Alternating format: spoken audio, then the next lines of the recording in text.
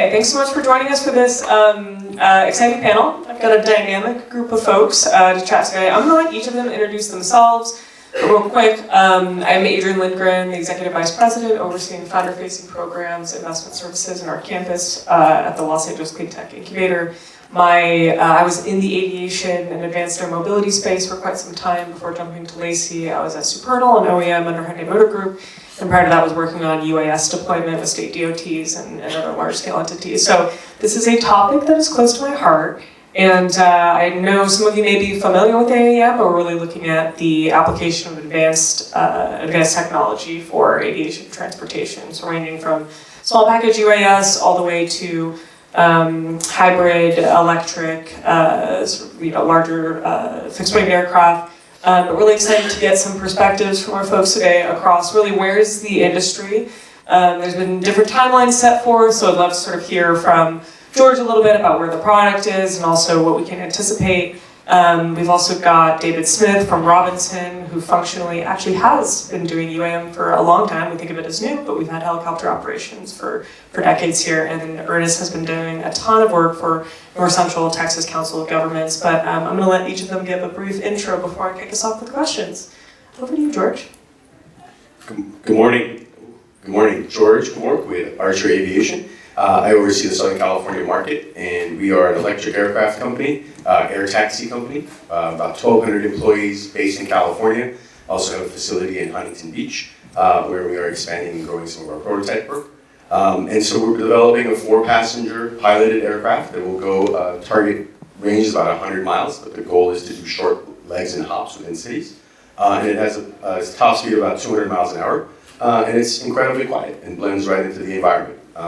Personally, I am not an engineer or an aviator, which is what's exciting about this, is I come from a recovering attorney and also a former city servant. So it's exciting to see how this aircraft will bring together all the various stakeholders, from existing operators to airports to counties to the FAA to the cities to communities, all to make this actually real.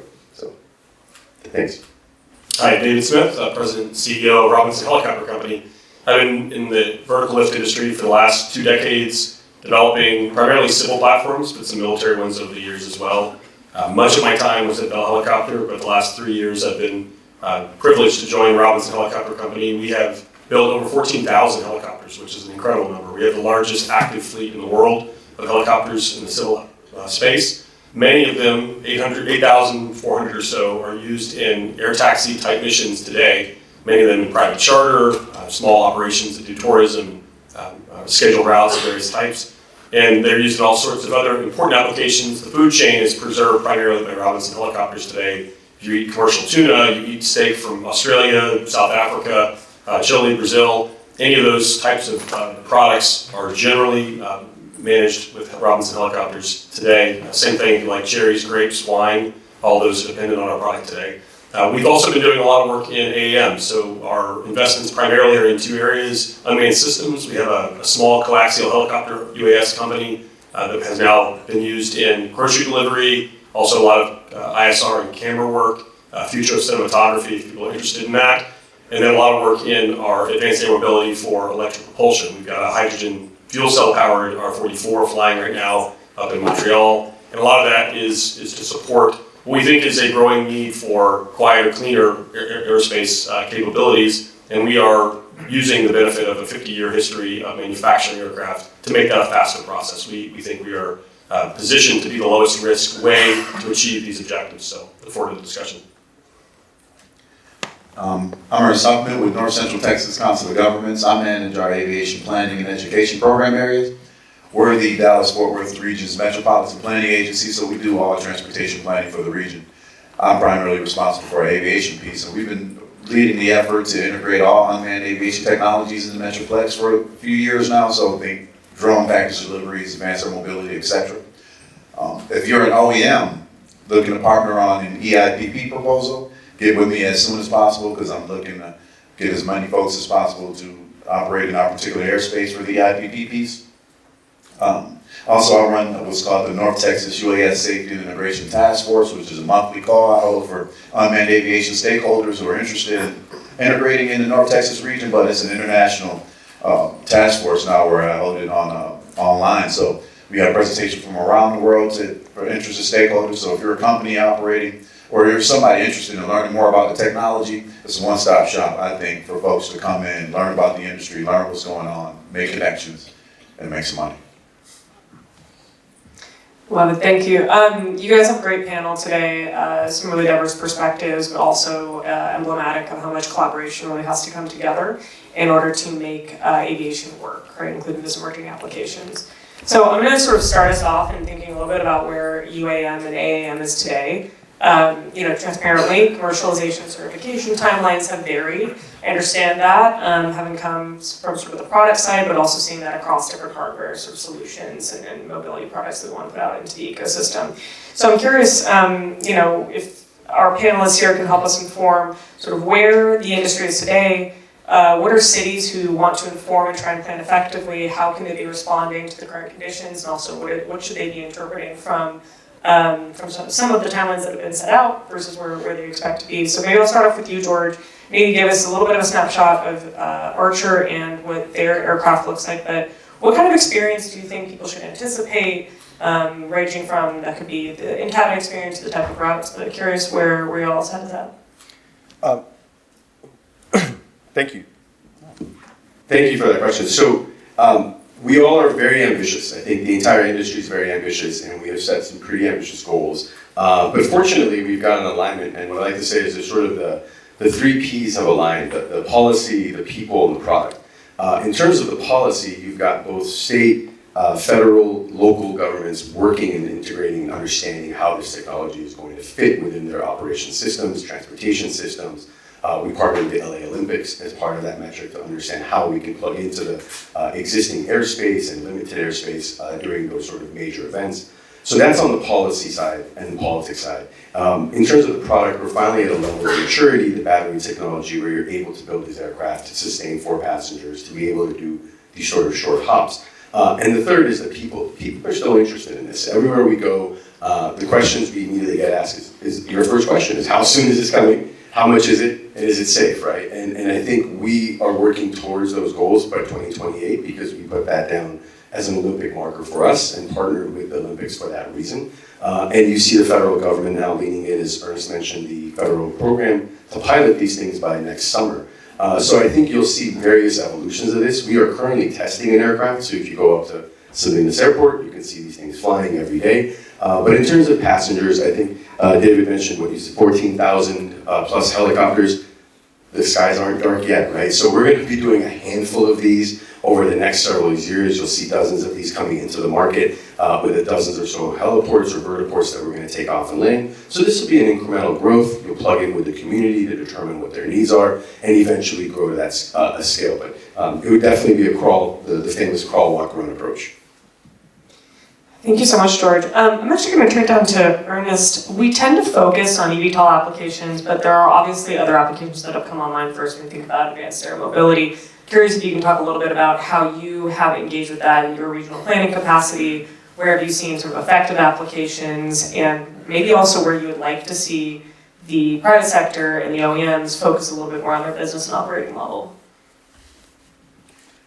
Yeah, so to answer that, there are tons of different applications with this particular technology. The main thing we've been working in, and George really mentioned it when he mentioned the crawl approach. We've been taking the crawl approach since we've been engaged with the technology, simply because none of the aircraft are certified for commercial use at a particular moment.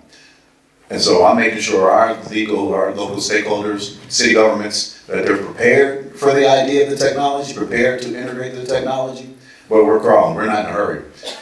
We're all waiting to see what the particular OEMs are able to do when they're able to do it.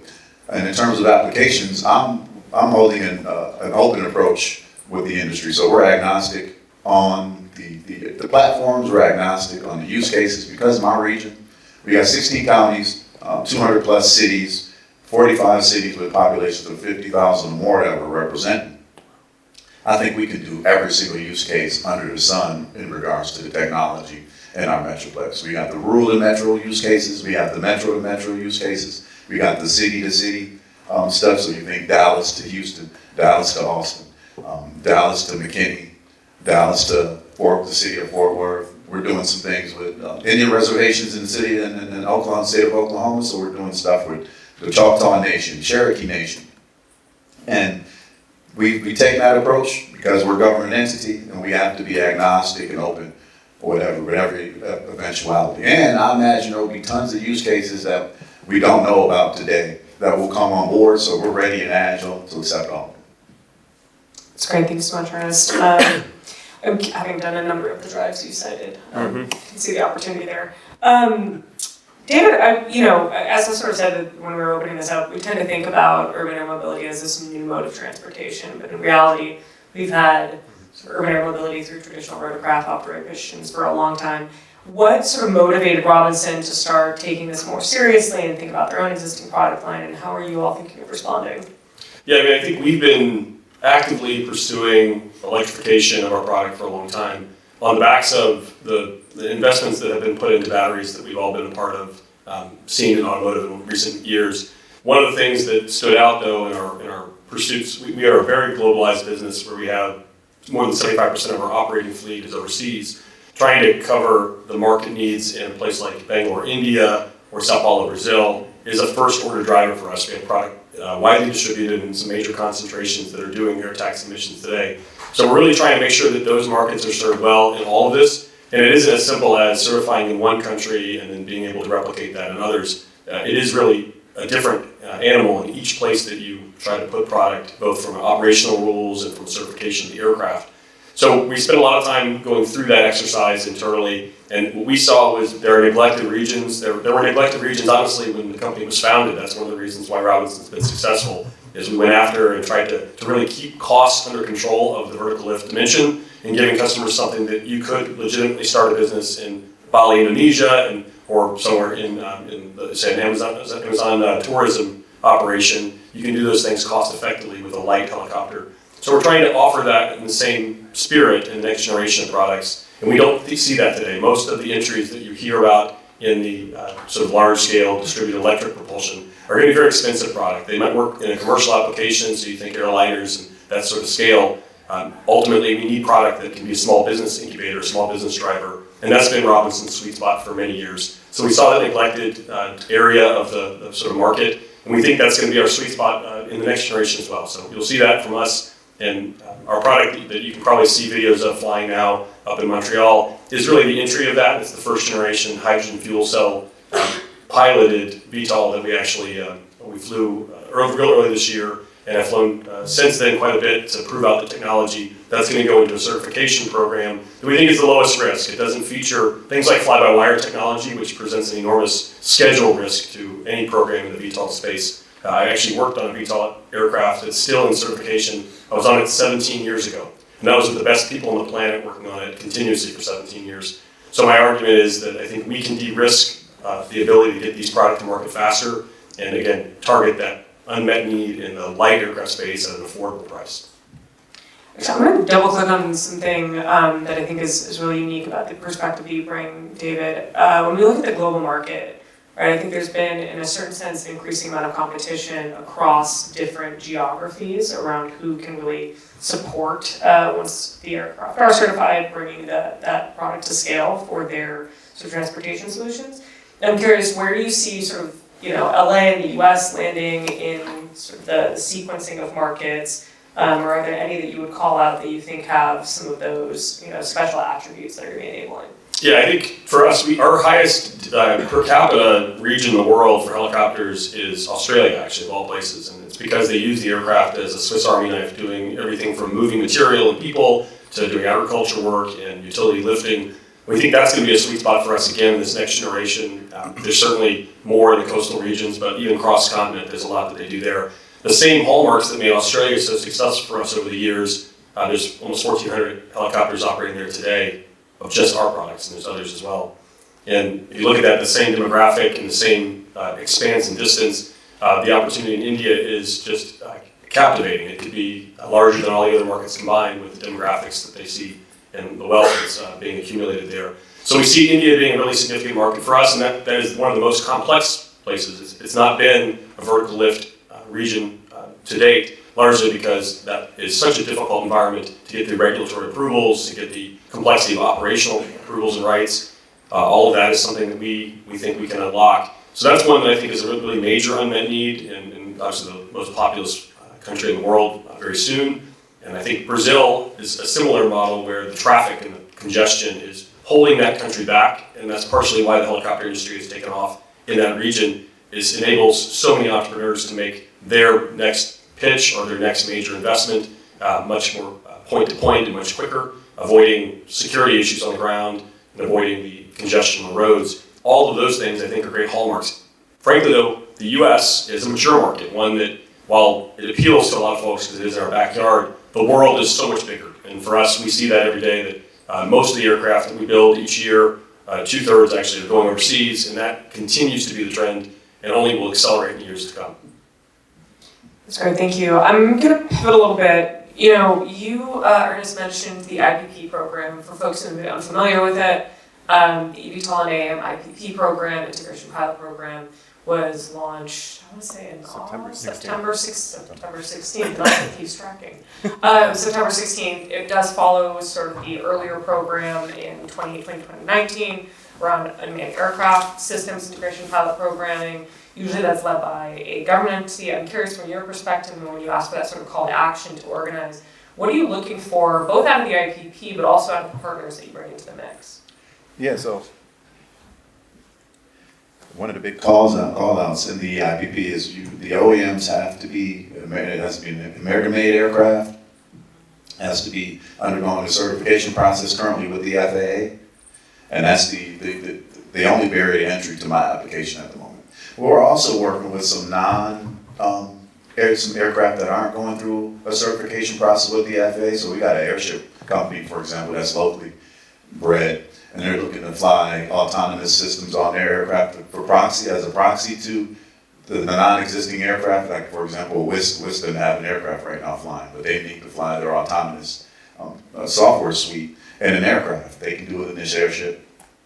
And we're offering that particular arrangement to folks for our EIP program. And then the other barrier to entry, we're not funded, this is a non-funded mechanism. So we're not funding anything, I'm not paying for anything within our particular program. So any of our partners who are coming, any of the OEMs or vertiport companies or software providers, everything's going to be at your own risk, in kind. And that's one of the big areas of interest for my particular application. I know other regions, they're doing the IPPs where they're probably offering up some money as a carrot for the industry and for their applications. We don't think it's necessary for our application to succeed.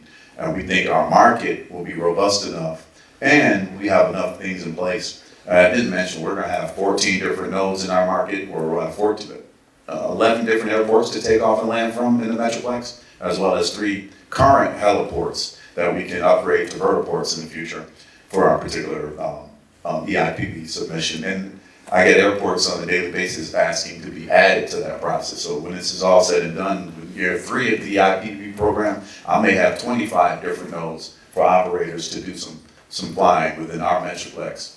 And I'm bringing on those business entities, so those freight and logistic companies who can move cargo in them early use cases, George, them early use cases, we're pulling folks together. So think the Walmarts, the Pepsis, and some smaller players in our particular region who ship from airport to airport in the Metroplex. We'll have them as a part of our application as well to make sure when the OEMs do come to do use cases, we'll have folks in place to move some stuff on a trial basis. We're also working heavily with our emergency preparedness, public safety folks for those medical use cases to make sure that they're in place. They've been on board with the technology for years and just been waiting to be able to utilize it for their life-saving missions.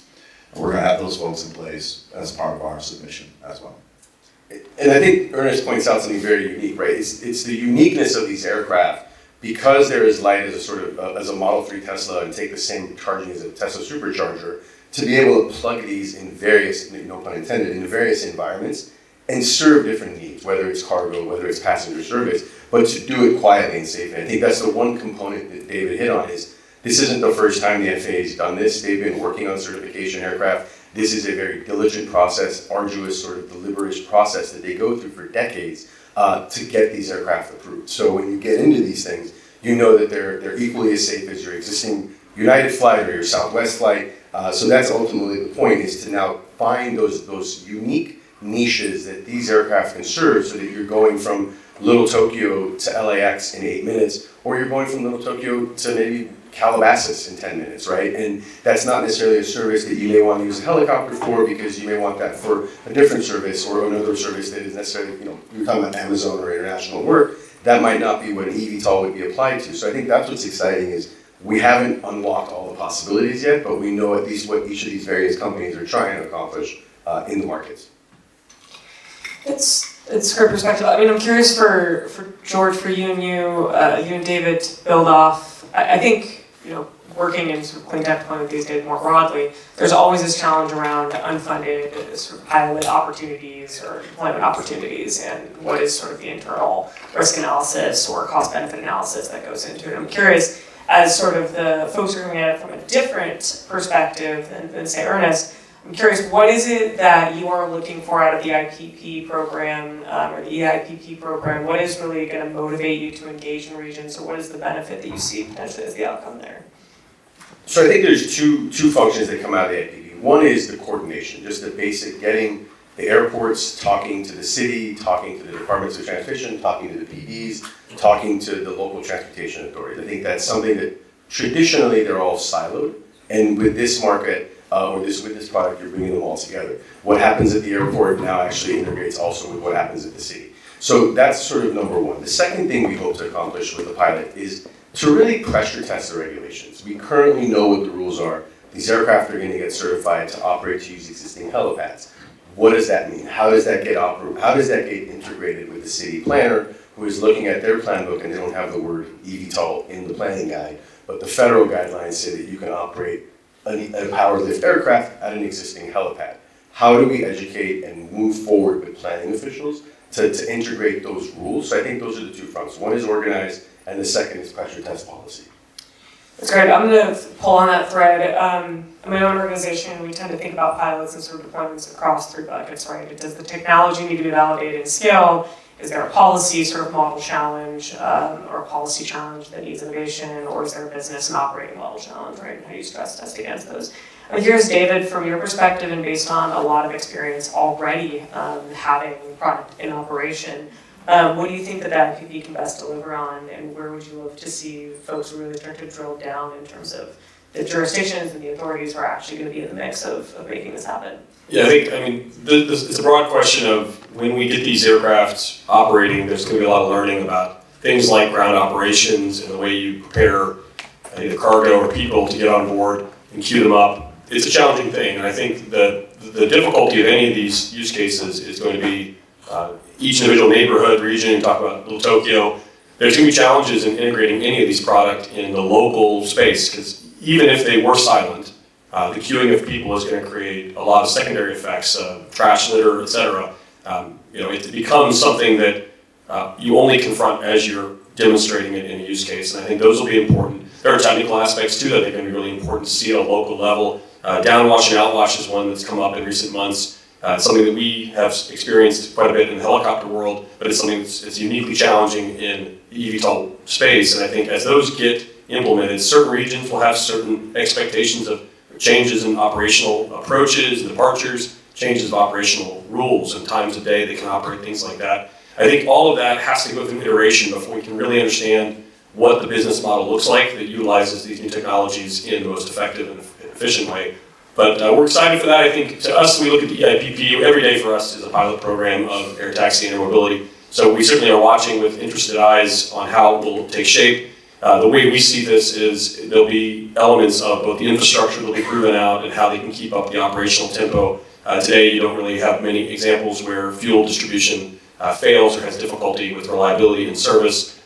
It's a known commodity in the aviation world, but that may not be the case in the future, where we have a lot of high-powered electronics trying to keep these aircraft fed and happy. So I think all these things are going to prove themselves fairly quickly in the EIPP program. But for us, we do see this as being a good thing to observe and watch, and better to accelerate it now, learn the challenges, and get eyes on target much faster.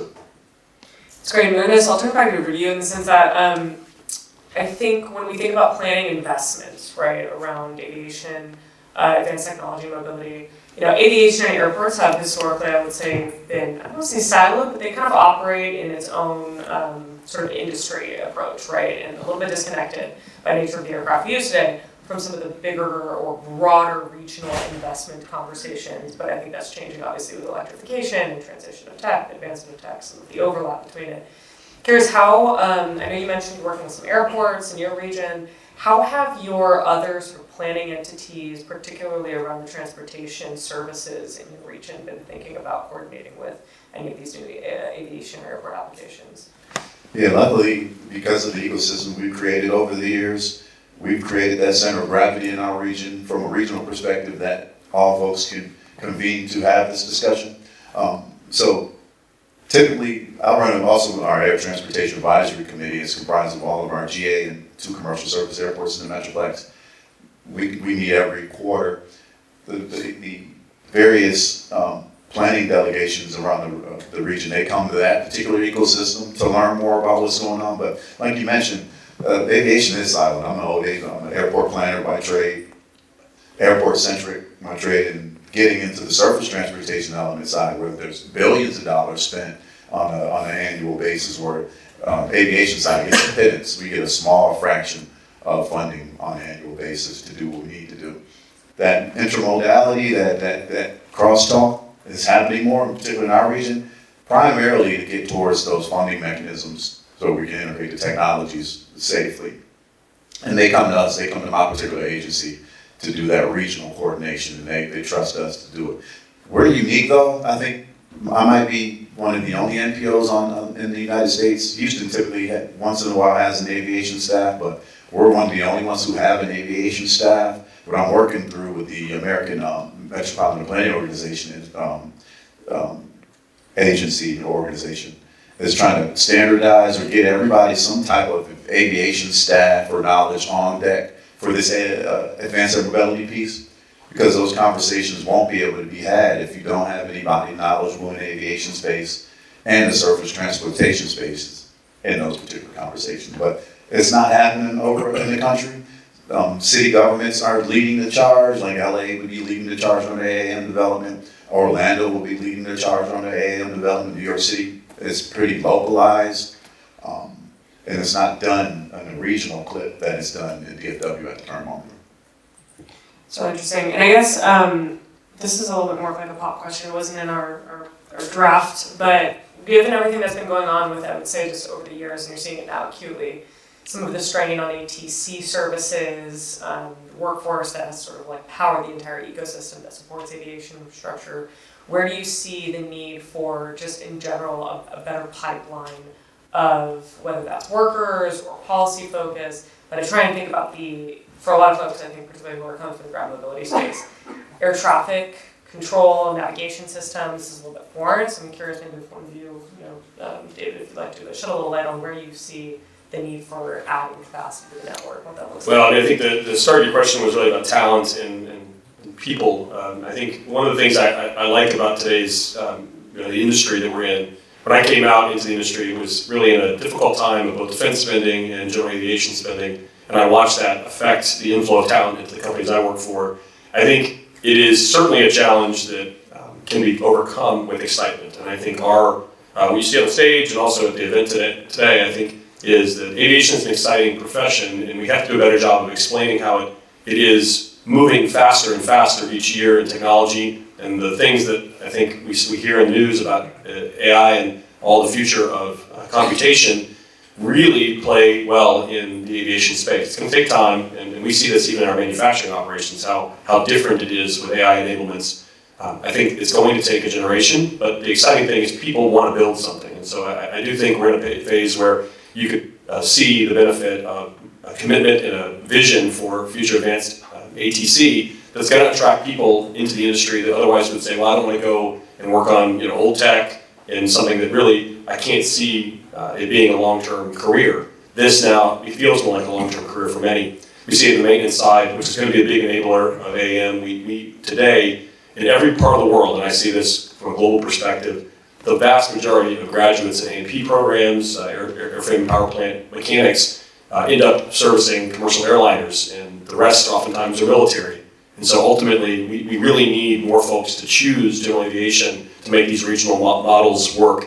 And the same thing goes for pilots and ground support personnel, dispatchers and flight management folks. All of that is critical, especially when you consider cargo, which is going to be an amazing amount of people on the ground making things happen. Even if we fully unman the aircraft and distribute the material via the air, it's going to take a lot of people on the ground. So I think this is something that we can conquer, and the talent side is the best it's been in a long time, I think. So all this energy and interest is certainly making it easier to hire, making it easier to find people that want to do it at the high school level.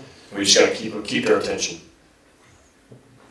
And just one thing to add to that, I think the eVTOL industry kind of has flipped that playbook to your point about both the talent and kind of how we want to operate, right? So traditional airline pilots, you're spending years as a pilot away from home. Now you've got electric aircraft, you're being able to do short haul flights. Maybe you have the flexibility to actually live at home, live in Long Beach, and end up your day in the LA basin because you're only flying in LA and you're not having to spend all this time legging over in Arizona or other states because you're a new pilot, right? So I think the ecosystem is different. And then the traditional avenues of funding have also sort of don't necessarily fit perfectly in here. So you look at New York, they've got 3 helipads. New York's Economic Development Corporation owns and operates one of those helipads. They want to electrify it, they put out an RFP. Operators come in and say, hey, we're going to go ahead and operate as a private entity. We're going to electrify this helipad so now there's charging, or we're going to pass that charge on to the OEMs who are going to take off and land. So now we have a new model of financing where the city is getting private investment that's paid for by OEMs, by customers who then use that service to then offset the electrification of the New York asset now. So now New York City is now working towards getting zero emission aviation done, right? So I think the equations are different, the playbooks are different, but I think to the point, it used to be siloed and now everyone has to talk to Ernest. He can't just be doing aviation alone, so. Yeah, and on the workforce development piece, that's the main thing that drew me to the advanced air mobility industry and unmanned aviation, because we've run an aviation career outreach initiative, and our primary goal is to get folks and talk folks into coming to aviation careers. And it's not enough work being done by the industry as a whole to market the jobs and the careers that are out there. And that's tenfold on the advanced air mobility side, where this is essentially a new industry that we're plopping into, a traditional industry, where they're going to be competing for every pilots, air traffic controllers, maintainers, manufacturers. All that is going to be a competitive process that we haven't even tapped into just yet. And that's probably primarily why I'm always talking with George and other folks about coming to North Texas, because we do all that workforce development and that maintenance and manufacturing stuff very well in the aviation space. And I'll talk with any organization on aviation jobs, Rotary clubs, Boys and Girls clubs, church groups, film festivals. And the onus though is on everybody in this room, particularly if you're representing, you're working in aviation, talk about the job you do. We're very individualistic in our approach typically when we're getting in our careers. Tell folks about what you're doing, because we need a large uptick. And we're competing with streamers, athletes, entertainers, every other job underneath the sun. Influencers, yeah. Yeah, everything. And you ask your kid what they want to do when they're living it. They 9 times out of 10 they're not going to mention aviation unless we get in their face often about it. Yeah, we give tours a lot, and we've actually hosted a lot of the eVTOL teams as they've been building their businesses. and no one leaves our facility where we manufacture so many different parts of the aircraft and assemble them and fly them. No one leaves there thinking they're going to be an influencer. They all want to work somewhere in aviation. So it's contagious. You got to get people to see it up close and in person. So if you're in Southern LA and you want to come visit, just send me a message and we'll host you for sure, or your family for that matter. Yeah, and the point I always make about advanced air mobility, and it's always talked about, rich folks are going to be using this technology to fly around initially, and that's probably what's going to be the case. You're going to have a lot of money to be able to travel on these aircraft when it first starts, before it scales. But the quickest way to get folks in your locality to have a stake in that particular industry is if they work in it, if they know somebody who works in it. And that's the kind of things we're focused on as well, is to bring value to our local citizenship by bringing this new industry to their backyards where they can work, they can get employed, and they can have an honest living. It's great, thank you so much. I appreciate all of the thoughtful sort of approaches the 3 of you are executing against in terms of just engaging sort of future pipeline, workforce, and also how that ends up playing into sort of benefit also of adoption, right, of some of these new applications for aviation technology. I'm going to go back to, as we close the conversation on partnerships, George. I think one of the things that you referenced is just the ecosystem of partnerships looks different than maybe it has historically for aviation. So, and you all have some exciting partnerships with the airport level, airline level. Can you tell us a little bit about how you're seeing the evolution of what have been more historic airport to operator to OEM? How is that evolving for the eVTOL space? Yeah, so for us this aircraft, the idea is to help integrate directly into the community. So you want to be able to use this as part and plugging into whether it's your transportation, whether it's your metro, whether it's your bus. So if you normally, let's say, take the Woodley Flyaway to go from Van Nuys to the airport regularly, but you have now this option to say, hey, for $50 or $60, I'm going to go ahead and take this aircraft now. So I think for us, it's changing the system in that traditionally, airport issues were managed at the airport, and as long as the airport transportation was resolved, it was the Manchester community, let's say, or Westchester or Inglewood that would be concerned about noise. Well, now everyone's going to be concerned about noise because we're going to be flying these aircraft, and everybody from Gardena to Hawthorne to Torrance to Linwood all the way up to LAX is going to want to know, how loud is this thing? What does 65 decibels mean?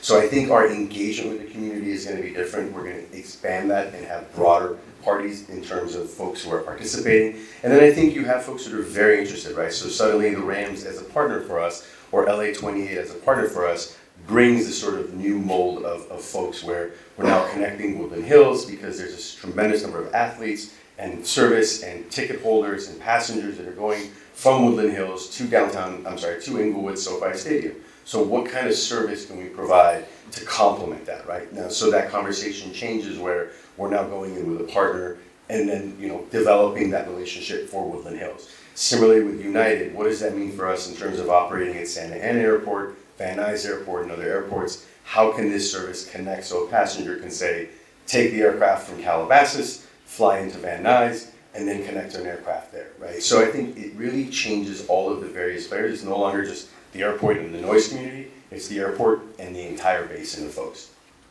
Yeah, and David, I know during our pub call, we talked about public sentiment, we talked a bit about just permitting processes. I'm curious, if you had to sort of prioritize where you'd like to see those sort of policy partnerships make traction, how would you, I think particularly in this region, lay that out?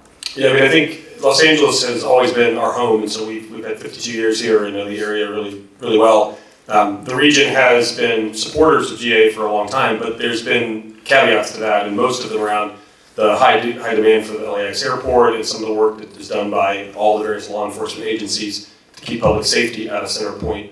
So I think ultimately those are still going to play big roles in how we keep the airspace secure and properly managed. So I think that's going to hold back some of the I think optimism that we have in front of us. But the road is long, and we'll have many opportunities for us to use both technology and new approaches to managing the infrastructure, as George mentioned. There's definitely a lot of public interest in taking what are underutilized resources in the GA side, these smaller airports, and turning them into something that's a productive, high economic impact site. So we certainly work very closely with our Torrance City Council in trying to find good ways to grow our home airport and improve its contribution to the community. But the way we look at the LA area in general, there's still a significant amount of bureaucracy that holds back the region in addition to just the practicals of keeping the airspace secure. And so we are working closely to try to make sure that the future of construction, infrastructure investments doesn't get bogged down in the process of permitting, which today I have permits that sit for years waiting on approval for.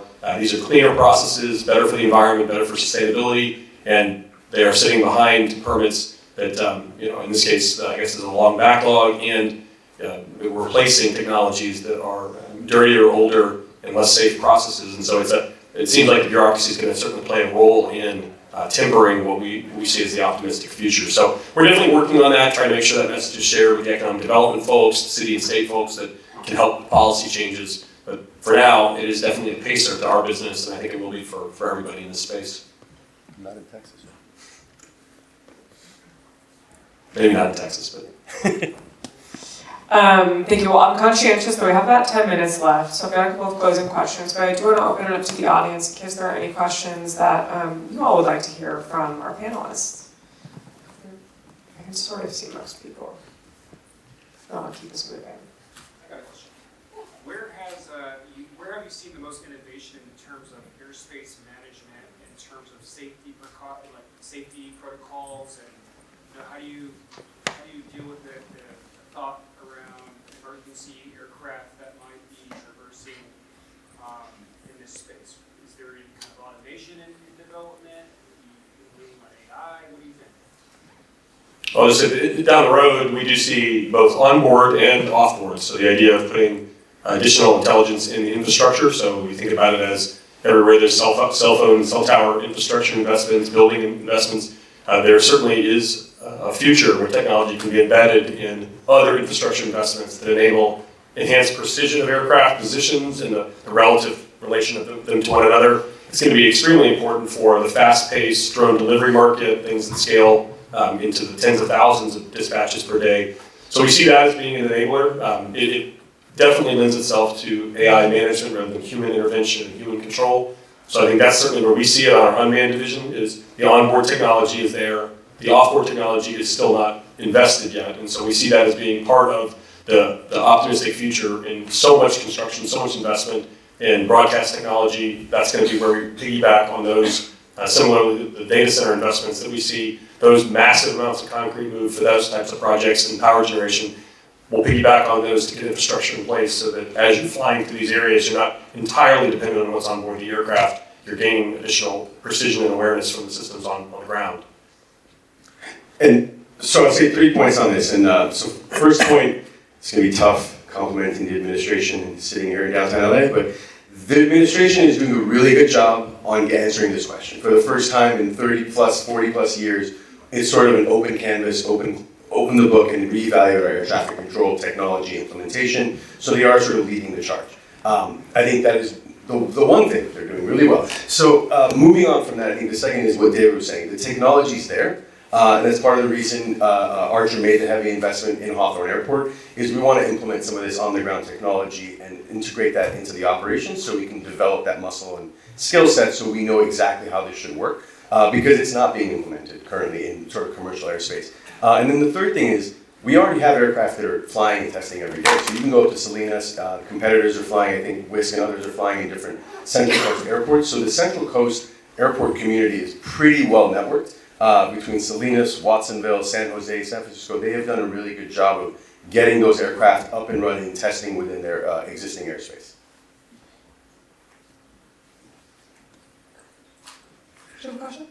Yeah, I have a question. I'm actually familiar with Watsonville, where you're saying the other company working there. The question I wanted to ask you, obviously there is vertiport, heliport, and there is helicopter, and there is VTOL. Initially it was UAV. You know, the General Atomics in San Diego, where I'm from, and all these. So, and when you go to CES, you see all these companies making mock-ups and all that, and bells.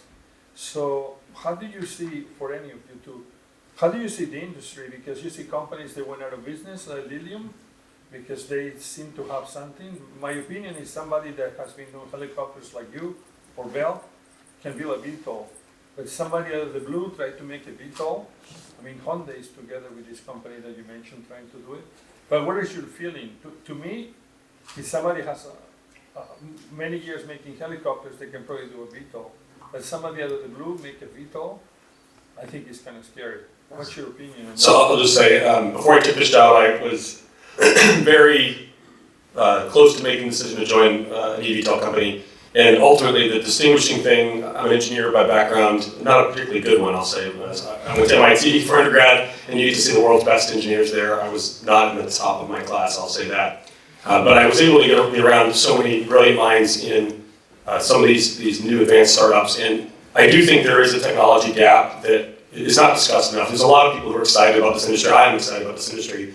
But there's technical barriers that we don't get to discuss. And they are very challenging to fully comprehend. So I think in most panels, you're not going to have the right level of people to talk about the technical limitations of these new advanced architectures. But what I'll say is it's going to be a long road. And as long as the businesses build a business that can sustain the cash burn, they will be successful. If they're dependent on constant infusions of other people's money, it's going to be very difficult. One of the things that I think I'm proud of for Robinson's his heritage is Frank never took on debt. Frank was our founder. And he did that in a way that allowed him to build a product. His own personal debt own personal finances were on the line. And he built product and sold the product and reinvested the proceeds in the product. And I think that's the future that we should have in the future air mobility space and startups. If you're interested in that and you want to start something up, come talk to me. I'd love to share some of the trials and tribulations that the team went through in the early years, but it doesn't have to be done off of someone else's investment. And I think that's the kind of thing that should de-risk and give you the glide slope you need to actually achieve this objective. It may take time. The FAA never underestimate how challenging it can be to get something through the government bureaucracy. It's 17 years is what the timer's still going on the project I worked on when I was still in my business school, which is like a lifetime ago at this point. So, yeah. Just out of curiosity, from your perspective, does that have to do more with the sort of capacity of the FAA or have more to do with the level of safety standards that aviation is having? Yeah, so just a micro glimpse into fly-by-wire technology. And as you fly home from here, if you fly on an airliner, Airbus and Boeing have very different approaches to fly-by-wire, and that has created an international rift and divide in how to approach the basic argument of, and you'll see it again in autonomy for cars, do you protect the car from the pilot, or do you allow the pilot every bit of control over the outcome, even if they put the wing into stall, which is really the fundamental thing in commercial airliners. That topic comes back in vertical lift, and it happens faster. Airliners and fixed-wing aircraft actually have a much more benign failure mode. Glide is a much more benign failure mode. Vertical lift occurs, the accidents and things that go wrong can go wrong in a millisecond. So fly-by-wire has to be perfect every time, all the time, without any question. And even allowing for things to vote and to reconcile themselves with each other inside the computers may not be fast enough to solve the mission that's required. That's why it's so challenging. And I say, I've gone through the meetings, I've sat through multiple regulatory bodies, they don't agree. They have widely different opinions. So ultimately, you may have solutions that certify in one country and are completely incompatible with the beliefs of another. That's a problem. And so when I look at this, that's one of the reasons why when we approached AAM, we saw there is no need for the fly-by-wire technology in an electric helicopter. We can deliver that product with deterministic, controlled behavior that has no risk and all discernible outcomes. And I think that's proven to be safe in all applications that we've worked around the world. So we feel that being the strongest way to actually achieve the objectives I think everyone has in the room here.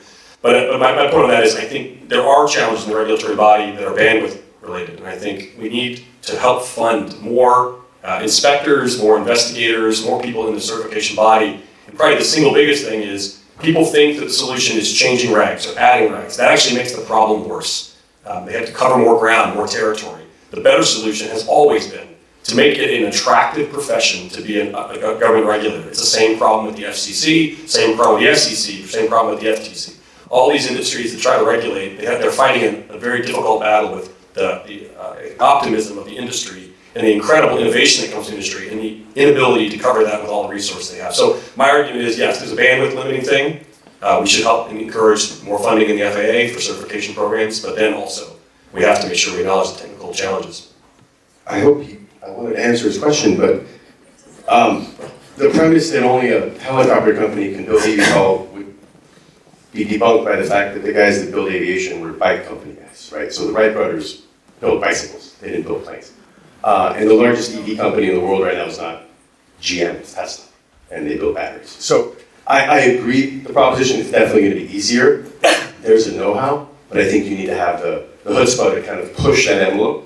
And I think that's what you're seeing in eVTOL and the industry broadly.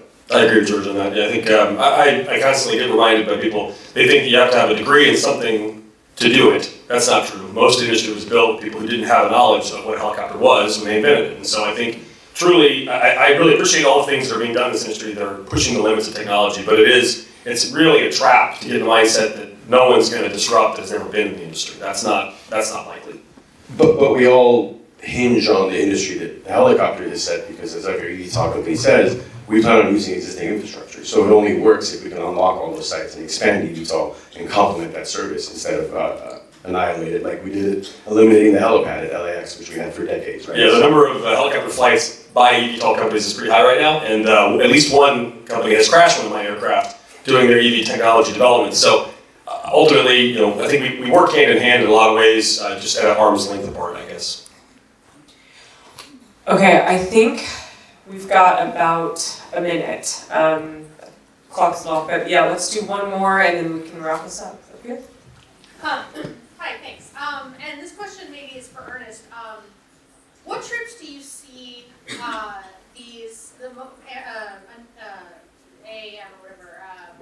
replacing? Like, as somebody mentioned the Van Nuys Flyaway, so that's an example. But in general, where do you see them coming from? Are they latent demand? Are they car trips? Are they other types of aircraft? In my region, it'd be car trips. Car trips, we don't have a big transit, a lot of transit infrastructure, a lot of transit users at the moment, but if our congestion numbers are gonna be what they're looking like in 2050, we're gonna have the need for more transit and things of that nature. But yeah, car trips in our particular region, we don't have the congestion issues that a lot of metropolitan areas have. But it'll be all in metro car trips that it will replace, in my region. And we don't have a lot of heavy helicopter industry in North Texas either, so. Yeah. Okay, I think, do we have time for one more question or, okay, great. Over there. Maybe a question for George or any of you guys up there. When looking at the infrastructure issue on the real estate, the charging, everything like that, how are you guys approaching that? That's very a CapEx expenditure project. It's a total different beast. We've seen Tesla take a route that they were more bullish on it. We're seeing that it's an issue in the EV space today, so I'm sure this is like on top of y'all's mind right now. I'm curious to know, how are you looking at the infrastructure problem from real estate and charging? So you already have a large number of existing helipads in downtown LA, for example. So there's different models.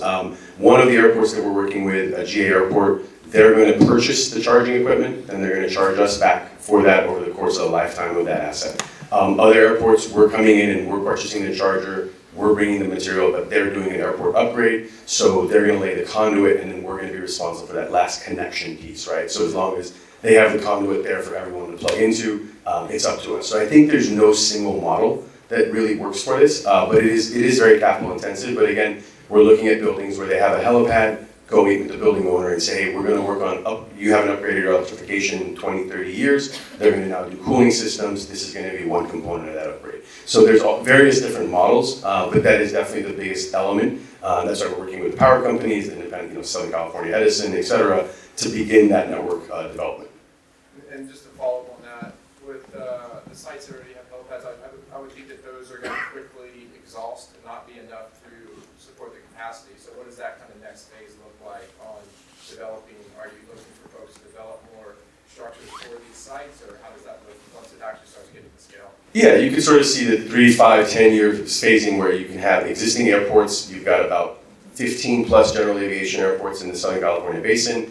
You've got several hundred helipads, actually. I don't think we'll exhaust all of them yet, but in terms of defunct helipads, not upgraded, there's a lot. LA used to have the code where they all had to have helipads. I think in 2017 is when we kind of modified that to allow the beautiful skyline design. But yeah, I think then the third phase would be green build, green sets. For example, the Rams are building their practice facility out in Woodland Hills. How can this be incorporated? There's a hospital that has a helipad there. How can we modify that? So I think you'll see various evolutions of that. Thanks, George. Any other questions from the audience?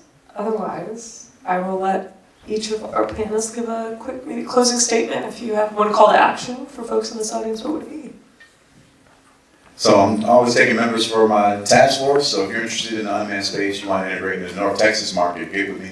If you are an OEM and you're looking to be a partner on a successful EIPP proposal, get with me. Thank you. For me, sorry.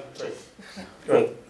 No, I didn't mean to speak in the mic. I was just saying, if you can, come visit us in southern LA. We're in Torrance and have an incredible facility and make almost everything in America in California. Very hard thing to do.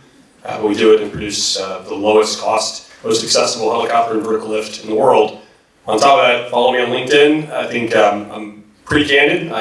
George knows I'm pretty candid about the limitations or challenges of this industry today. If you really want to understand it before you make investments, before you kind of over-index your business on it, reach out. I'm trying to be very accessible, so I appreciate the opportunity. I just say learn more. The more you learn about this industry, the more exciting it is, and the more comfortable you'll get with it.